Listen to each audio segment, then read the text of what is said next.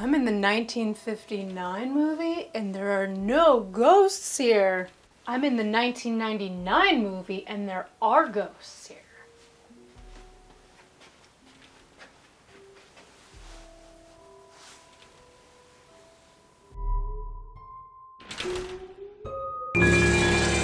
Hi, I'm Val, and today I'm going to be talking about House on Haunted Hill from 1959. And I am Robert, and I'm going to be talking about the remake, House on Haunted Hill, from 1999. So, why don't you start by giving us like a little synopsis of the original? So, the one from 1959 has Vincent Price, and he throws a party for his wife. His wife actually tries to turn the party into a killing game to kill him. He is hip to her shenanigans, and he ends up killing her, reigning supreme. The 1999 remake changes a lot. There is a love triangle and a murder plot.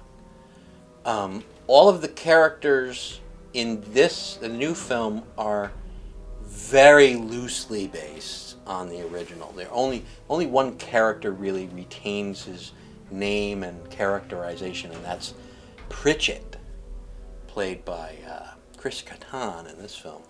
And he's the owner of the house, if you will. And although, obviously, Vincent Price couldn't be in this one, they cast Geoffrey Rush to kind of fill his shoes. You know him from, Pirates of the Caribbean and stuff. And allegedly, they started out not wanting to make him look like Vincent Price. Good. But Geoffrey Rush said to the director, "Hey, why don't you make me up to look like the famous avant-garde weird director John Waters, who did like Pink Flamingos and stuff like that." And he said, "Okay." So they gave him like a pencil-thin mustache on his lower lip and stuff. He really winds up looking a lot like Vincent Price. And his name is Price. So they pay a little homage to the original actor by naming the character Price. Are there real ghosts in the one you saw? Not real ghosts. Assume there are ghosts. But they don't, feature the actual ghosts, if there are any, don't feature into the plot. No. But Vincent Price has thrown a spooky party, so he wants everybody to think there's... So Geoffrey Rush, in the new movie, is throwing a party, and he's an amusement park mogul. He owns amusement parks. In fact, the opening scene, which is pretty darn good, is a scene at an amusement park. They're going on his new roller coaster, and he's scaring the crap out of the people that are there to go on the maiden voyage of the roller coaster with him. And that roller coaster is a real roller coaster. It's the Incredible Hulk in Universal's Islands of Adventure. I think it's still there. You can go on it if you want. But he's a wizard of special effects and making people scared of what things that are not real. So his wife, he also has a wife. They have problems, just like in your film. And but there's real ghosts in the 1999 film. There's real ghosts, and they do feature prominently in the plot. Is there an acid bath in the basement? No. And I know there is in your film. That's right. And I think they replaced it in my film with a big tub of blood or bloody water, which is a lot less deadly than an acid bath. I know. But it's gross if you fall in it. So I think they kind of paralleled that scene. I will say that my version of the film boy, it really moves. It moves quickly for a film of its length. The newer film is an hour and 36 minutes long, and it goes quick. Tries to get to the point. It gets to the point. It delivers the lines. There's not a lot of atmosphere. You get the atmosphere sort of automatically as the characters are walking through this big old haunted asylum. Well, that's the other difference. Mine took place in an asylum. In 1931, the asylum, which was run obviously by a really bad doctor that experimented on all his crazy patients, there was a fire and only 5 people survived. Everybody else was burnt. What was the name of the asylum?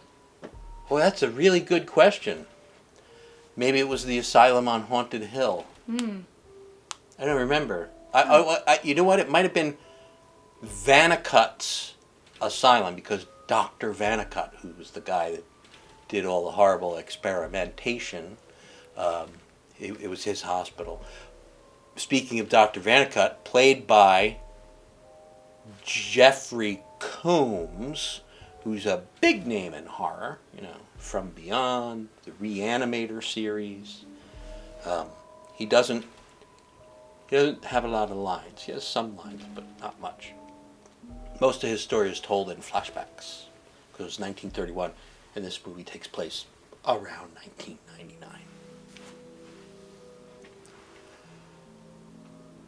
Was Vincent Price the typical dashing, charming leading man that I think of him as? Yes. Who doesn't think of him that way? I'm sure someone doesn't, but I think he's great. Of course, her film was in black and white. Mine was in color. Wasn't yours in black and white? 1959, I'm going to assume it was in black and white. I think so. You just have such a vivid memory of it. I and know. Loving it so much. You filled in the colors. I was just paying too much attention to Vincent Price, I guess. Who's in mine? Mine stars Taye Diggs and Ali Larter, who I have a big crush on. She was in Final Destination, and she was in a couple of the Resident Evil movies. I just love her. Taye Diggs, he's pretty hot. He doesn't do a lot of acting compared to some of the other people. I don't think I know who that is. Imagine a really attractive black dude who comes in, sweeps you off your feet, and as he's carrying you to the bedroom, just showers your face with kisses. Okay. I mean, that's what I think of. Okay. Bosom alert between 5 and 6 minutes in. Yes. And then like an hour and 10 minutes, and then an hour and 18 minutes. There's not a lot of bosoms. Some of them are corpse bosoms. If you're into that kind of thing. Necroboobia. Is that what they call it? I think you just invented a great word. Necroboobia. Webster. Write it in the dictionary. Copyright that. Good job, pal. Necroboobia. Lines from the movie. Just taking a leak if that's okay with you. You guys have just been playing around with ghosts. Wait till somebody wakes up the evil in here. I want to say, as much as I love Chris Kattan, I think he was a little miscast in this movie. He does have some like one-liners, but this is not a horror comedy. I don't know. I just expected him to be funny all the time, and he wasn't in this film because it's not that kind of film. Makes sense. Now, I don't know who else was in your film other than Vinnie Price. They're probably all dead by now anyway, so they won't get mad if we leave out their names. But, Vincent Price, he's the headliner, obviously. Someone once posted on one of the groups that I'm in, what actor today, alive today, making films today, could replace or has replaced Vincent Price? You don't think anybody? I don't think anybody either. Nope. I don't think so. But one name that popped up was Geoffrey Rush, who plays the Vincent Price character in the remake. Geoffrey does a lot more stuff. Vincent was totally way more into the horror genre than Mr. Rush was. But I love Geoffrey. I love Geoffrey's performance in this. I will say one thing without spoiling it in my film. At the end, there's a particular ghost, and it's just horrible CGI. Just horrible special effects. It looks like an ink blot. It's symmetrical, and it's bad. Like what ghost needs to be symmetrical? Like perfectly symmetrical, like it's a blot of ink on folded paper. It's just terrible. Big letdown. I enjoyed the movie up to that point because it moves. The script is concise. The lines are good. The shots are well edited. It's good. Yeah, it let me down with the special effects. Newer movies will do that. Yeah, but you didn't really have any special effects in yours. It's too old. They did practical stuff. The one maid, I think she was a maid, she like moves across the screen like really fast, but like you don't see her like moving her legs or anything. So it was like... Do you see her bazooms? No. Okay. No. It's just clarifying. So No. there's no bazoom alert in 1959 version. No. All right. So mine had some bosoms. Yours didn't. Let's give... What do you want to rate your 1959 House on Haunted Hill? Now we're going to pretend that you're watching it in like 1960 and that, it's not, 50 years old. I feel like I'm already there. You feel like you're there? No. Oh, you feel like you're in 1950? Yeah. 1960? Yeah. You want another pumpkin? Yeah. How many you want? One more. You're going to give it, the original, it's going to get 5 pumpkins. Yes. Wow. Oh my God. 3 pumpkins.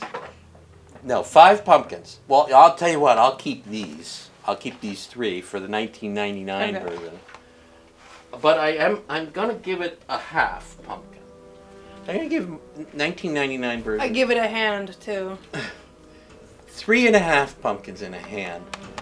It let me down towards the end with the special effects, but I really enjoyed this fast-paced, well-scripted, and well-shot, and well-acted movie. But apparently, the 1959 version is better.